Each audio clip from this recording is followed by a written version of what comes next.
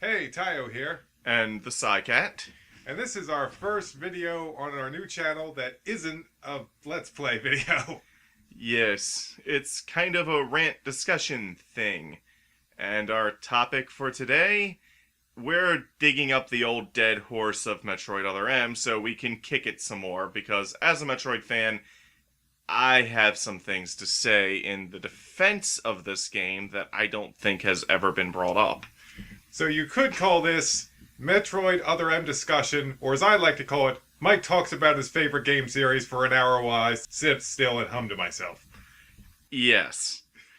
Okay, so the two main big things that people bring up is Samus shouldn't take military orders, and also Samus shouldn't freak out when she sees Ridley. I'm going to be addressing both of those, though the Ridley one will probably be another video right after this one. So anyways, part 1, Samus takes military orders. Samus shouldn't take orders, she should take charge and blah blah blah blah. There's plenty of good reason why Samus should be taking Adam's orders, and it has nothing to do with Adam being a man or all that bull crap that people bring up. Alright? First good reason is that Samus is a professional bounty hunter, but I think that goes without saying.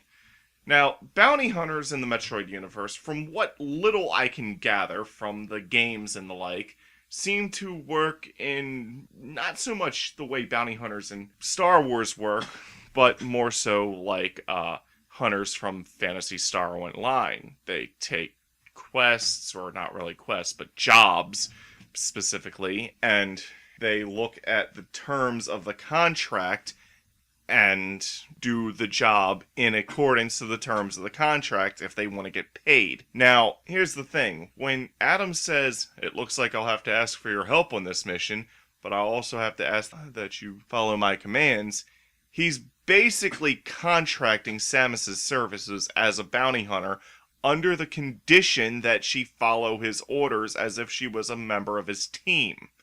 We're going to come back to this. This is important. The next reason Samus follows Adam's orders comes more from a personal side. Samus and Adam kind of have a mutual trust of each other.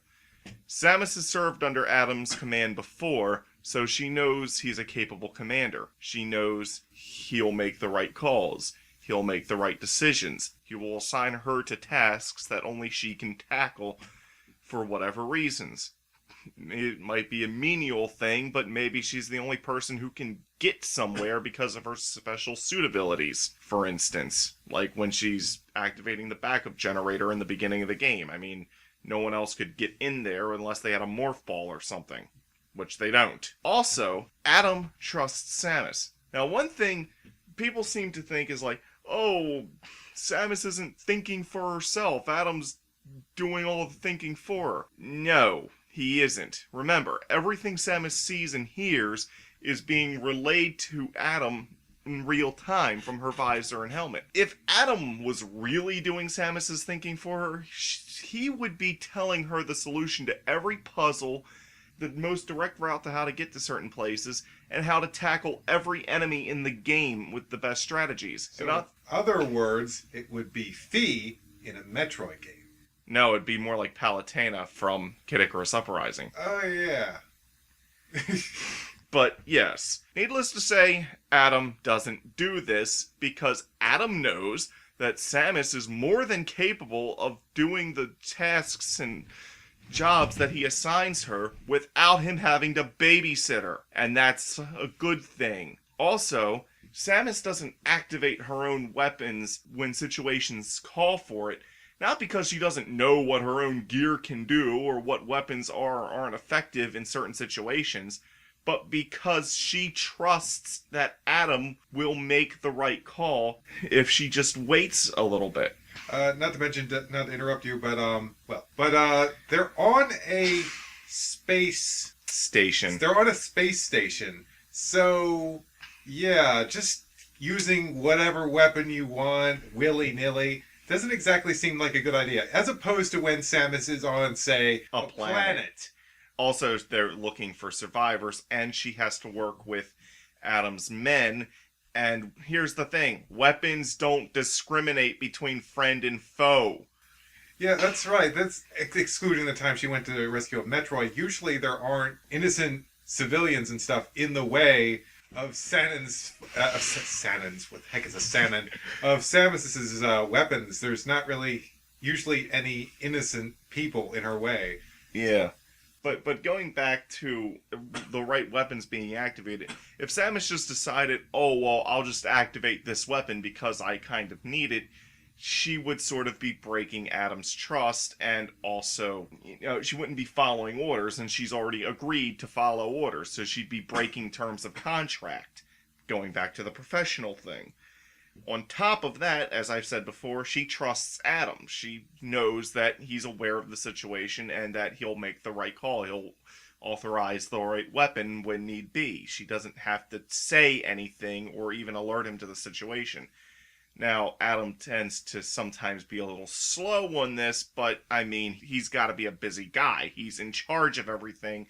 He's running his own investigation on his end, probably going through the computers and whatnot, giving orders to other members, receiving updates, giving his own reports and updates to the people that are in charge of him. Speaking of which, the last issue I want to touch on is the biggest one, and this is one that Mark actually brought to my attention, ironically enough. Mark, why don't you...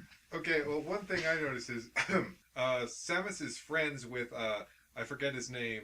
Anthony? Anthony.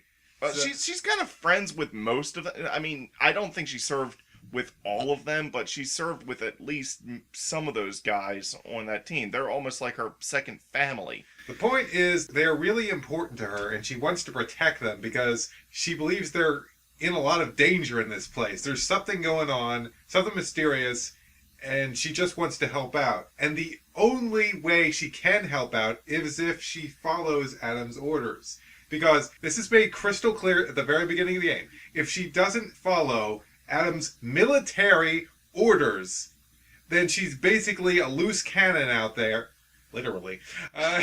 Loose arm cannon. And she's going to get in their way and mess them up.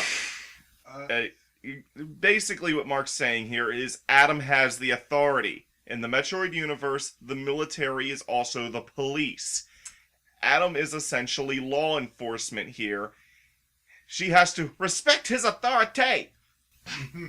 And if she doesn't, let's say she's like, no, screw you, I'm just going to go around, and kill stuff and do my own thing. Well, guess what? Adam has the right to basically toss her out on her ass. And if she resists, then she would have to fight them, and that's kind of counterproductive to protecting them. So basically, if she wants to protect her friends, she has to follow orders. Not only that, but Adam is there on orders himself. He has to be there. Samus just picked up a distress call and decided to go help out. She's not obligated to be there. Adam is. He was given orders by his superiors, that's the word I was looking for earlier, to be there. I mean, how else do you think a deleter got on his team? It was planted by the corrupt government officials who were his superiors that sent him there in the first place. And Adam isn't going to dodge responsibility by saying, oh, well, Samus showed up, I just decided to let her handle it. No, he has to set an example for the men under him so that they'll follow his orders in the same way that he follows the orders of his superiors. And another thing is that the people who bring this up are always like, this is the most sexist game I've ever seen. She's following orders. She's not allowed to use her powers because she's following the orders of a man. It's like, you're basically being sexist by saying that. You're trying... It's actually ironic because these people say they're trying to be like, oh, well, she's a woman. She shouldn't be taking orders from a man. It's not about the sex of the characters. It's just about the positions of where they are. Samus is a civilian. Adam is law enforcement. It would be no different if a cop pulled you over. Another thing is, if you look at our military in real life, do you think a female soldier would be given an order by a man and some idiot is going to come over and say, hey, you shouldn't be taking orders from him because he's a man? Of course not! Because it's common military protocol! Yeah, and okay, let's go back over these points real quick. Let's say Samus didn't follow orders, okay? First of all, that would be unprofessional. Being professional and doing things even if you don't want to do them personally, but you have to, that's part of being grown up and mature. So, are you saying you want an immature, not grown up Samus? I want to do whatever I want because I'm me and blah blah blah blah blah blah blah blah blah. Yes, no. And then, of course, there's the whole breaking trust thing. Even though Samus and Adam have a mutual trust of each other, she's trying to earn Adam's trust again because she sees Adam as a father figure, not as a romantic interest. I don't know where in the hell people have ever got that idea. If you did, you're sick. I think people just get that idea because they say, it's a man, it's a woman. Hook it up. No, that's not how every character in the universe works. If you think that, you're an idiot. Honestly, I think Anthony has more romantic interest in Samus. Yeah, I could see that.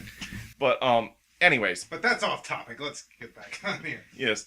But, that's why Samus is so just wrapped up in wanting a good opinion from Adam, wanting him to think well of her, because she's looking for parental approval. Her parents died when she was 3. She was adopted by alien bird people, for crying out loud. She's kind of clinging to this authority figure as a father figure. I mean, her views of family have got to be all messed the hell up by now and everything. She never really knew her real father, and that's also one of the reasons why she was so emotional when Adam was about to sacrifice himself. It wasn't like, oh no, my love, I don't want you to die, like some people, I think, probably think that scene was. It was more so like she never even really knew her real father, which ironically enough, her real father also sacrificed himself. Even though she was raised by the Chozo, I don't think she ever really got that close to them, and it wasn't until the Chozo named Grey Voice was about to die that she even learned that she gained his DNA, because she was implanted with Chozo DNA that gave her kind of superhuman agility and stuff, so that she could live on Zebes. Yeah, I'm a kind of a Metroid nerd. I know that stuff. And she never really got that close to even him, so it's like Adam is sort of the last father figure she has left, and she just doesn't want another, basically, parent figure in her life to die again. It's kind of selfish in a way, but I can understand where she's coming from on a mental perspective. And finally, okay, going back to if Samus didn't follow orders. If Samus didn't follow orders and they were going to throw her out because they had the authority to do that because they're supposed to be there and it's a Galactic Federation facility that they are investigating. So she's basically trespassing unless she follows orders. Exactly. But let's say you guys might go, oh, they can't throw her out. I mean, she can whip them all with her little finger. That is wrong for so many reasons. Yeah, that basically makes her a bully. That's the kind of hero we need. A bully. Not to mention there are our hero, lady and several gentlemen. of them are her friends and stuff. So heroine. Really, the only reason she's there is to help them out. So beating them up to have her way would be completely going against the reason she came there in the first place. Yeah, kind of already made that point, but still. See you in part 2, Ridley.